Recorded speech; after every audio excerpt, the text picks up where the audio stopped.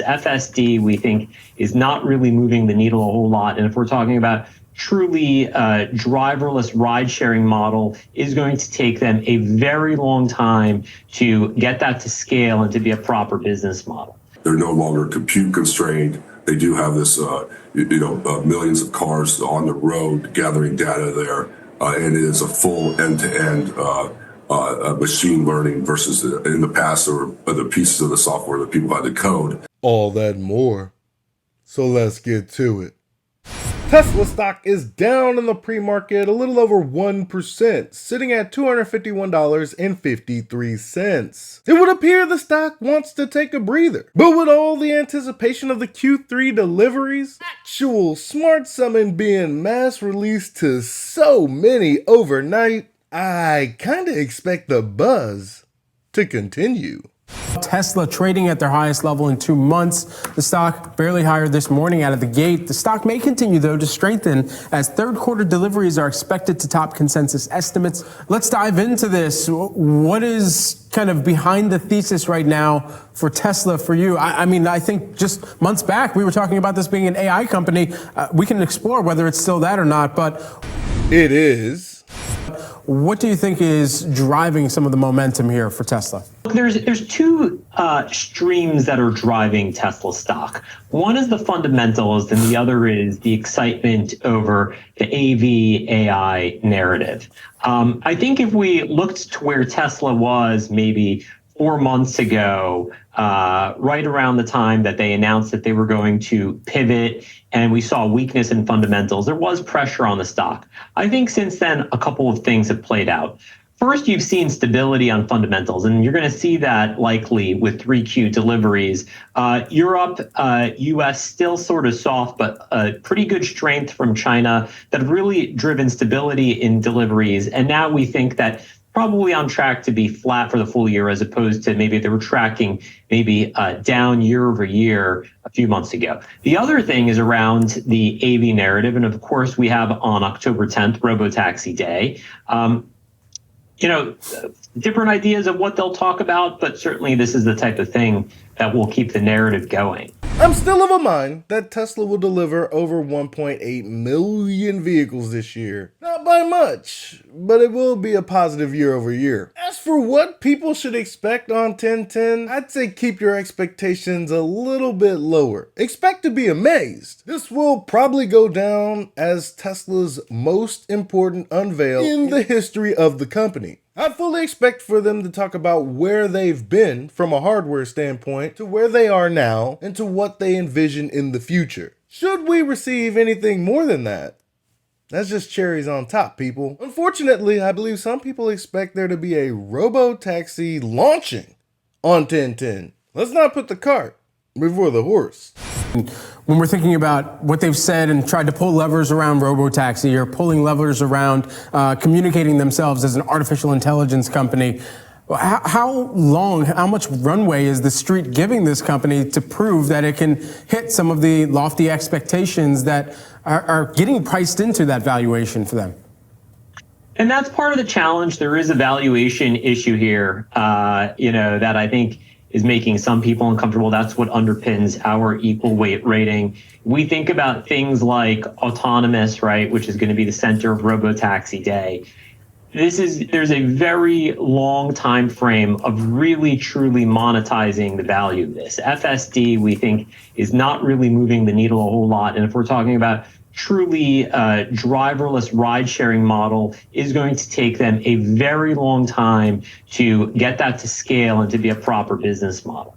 What could happen along the way, though, is we've fully seen that there is a narrative around this, right? And that's the piece that's somewhat unpredictable, is how the narrative plays out. But from a fundamental standpoint, in seeing these businesses play out, that's going to take some time. It's not like every vehicle that Tesla sold in the past half decade is capable of being autonomous, is it? Millions of vehicles with the capability of being autonomous, collecting rideshare? You're right, Dan. It doesn't seem scalable to me. You can argue Tesla's fundamentals as a car company any which way you'd like. For, against, neutral. But saying that these autonomous aspirations of Tesla is currently baked into their valuation, it just sounds ridiculous to me. How much of a multi-trillion-dollar opportunity in just autonomous ride-hail are they really giving to Tesla? If that were the case, the stock would be well over 400 right now. Sure, there's a lot of hype, but the stock market has no idea what's in store for TSLA. So you think the possibility is there of a new announcement for a lower cost vehicle, in addition to assuming they're going to share some significant advances that have been made on full self-driving and the like? We do. It makes sense with the timing. They talked about releasing a lower cost vehicle as early as the first quarter of next year, and so to get that out in front of people, I think that makes sense from a timing perspective. And this is not the next generation vehicle, but it is a lower cost vehicle, probably produced in Austin as well as in Berlin. That will allow them to use their current factory footprint before they start expanding into new factories. Is that in your estimates? Can you model out what sort of revenue stream that looks like? Thanks, Sarah. Good question. We have only 25,000 units in Q4 of next year, so volume numbers likely need to go up, at least for us, I think for the street in general. Now, they will have to take lines down to bring up the new vehicle, so it will be a lumpy 2025.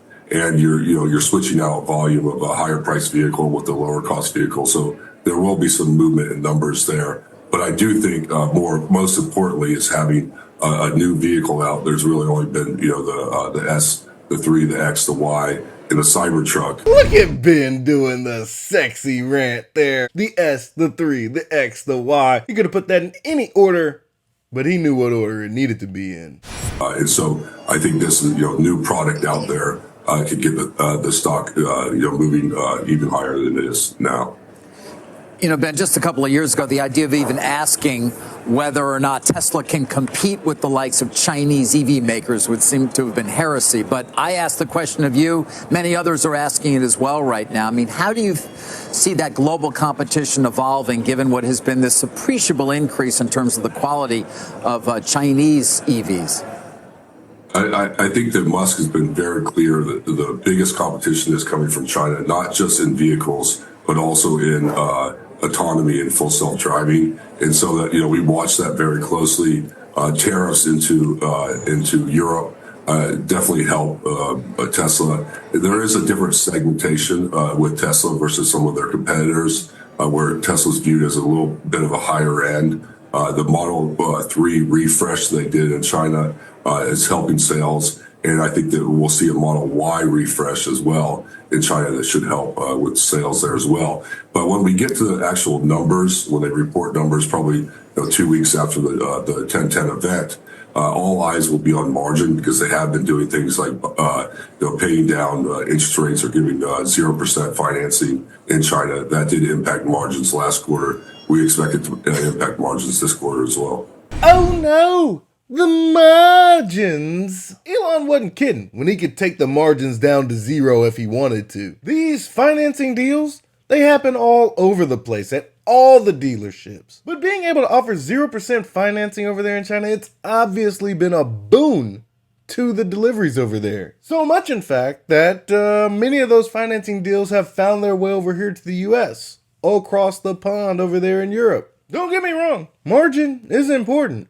But more importantly, we need to get butts in seats so that we can capitalize on margin at a later date. I don't know, during the completion of FSD, something that Tesla plans to unleash in Europe and China by Q1 of 2025, pending regulatory approval. As far as the Chinese competition goes, as far as price, they're definitely on par or even better than Tesla. As far as quality, maybe not so much. And when it comes to software capabilities, no one, no matter how hard they try to steal it, will be able to have FSD. Tesla is already synonymous with EV. Pretty soon, it will be for AV as well. Yeah, and on full self-driving itself, what are you seeing in terms of performance with wherever they are right now? 12.5. I know they've incorporated generative AI, and I hear a lot of progress being made. Is that really the case? We think so, and you know we've had the opportunity to ride in different iterations of the version 12, and then most recently a 12.5 maybe 2 weeks ago. And there's been the pace of progress is accelerating, and this is really because as they've talked about, they're no longer compute constrained. They do have this millions of cars on the road gathering data there, and it is a full end-to-end. Machine learning versus in the past or the pieces of the software that people had to code. And so I think that's one thing that we're trying to emphasize is that this is accelerating at a faster pace than it has in the past. And there's so much skepticism because Musk has always been 1 year out, 1 year out. But we do think that they're getting closer to this. Ding, ding, ding, ding, ding. Tell him what he's won, Johnny. Your mother.